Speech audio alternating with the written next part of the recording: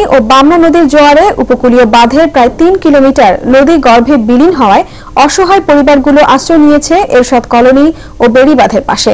আমাদের নোয়াখালী প্রতিনিধি সাইফুল্লাহ কামরুলের তথ্য ও ছবি নিয়ে মাসুম মাহবুবের ডেস্ক রিপোর্ট।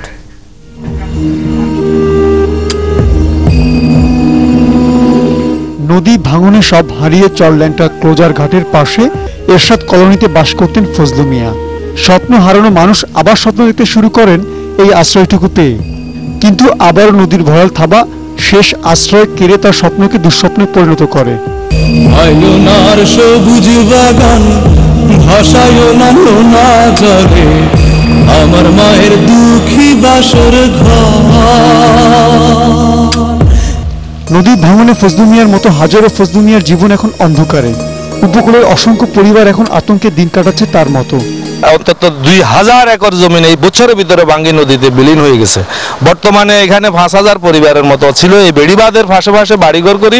এরাও এখন বর্তমানে কে কোথায় গেছে কোনো হাদিস নেই। আর কিছু লোক আছে বর্তমান মানুষের বাড়িঘরে আশ্রয় নিয়ে আছে। উপজেলার সন্দ্বীপ চ্যানেল, বামনী নদী ও ছোট ফেনী নদীর ভাঙন রোধে ৯৫-৯৬ অর্থ বছরে কাজ শুরু হয়ে শেষ হয় ৯৯-২০০০ অর্থ বছরে। ২০০২ সালে সন্দ্বীপ চ্যানেল ভেঙে জোয়ারের আঘাতে চর এলাহি চরল্যাংটা ক্লোজার ঘাট এলাকা ভাঙন দেখা দেয়।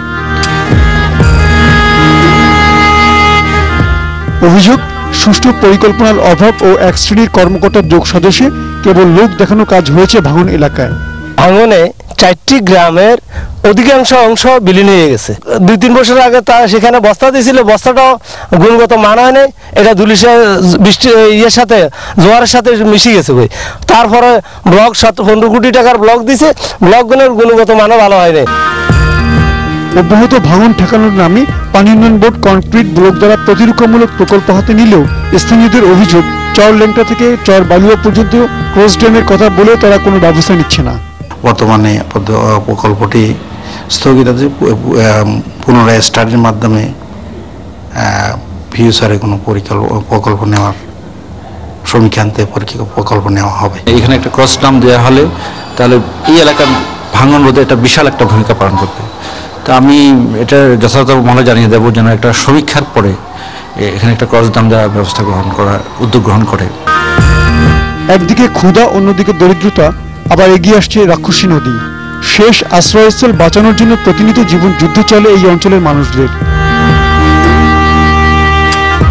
তাদের দাবি, সরকার সময় উপযোগী দ্রুত ব্যবস্থা নিয়ে তাদের আতঙ্ক ও আশঙ্কার অবসান ঘটাবে। হাত বাড়িয়ে দাও না খাবার, মাথা গোজার জন্য কিছু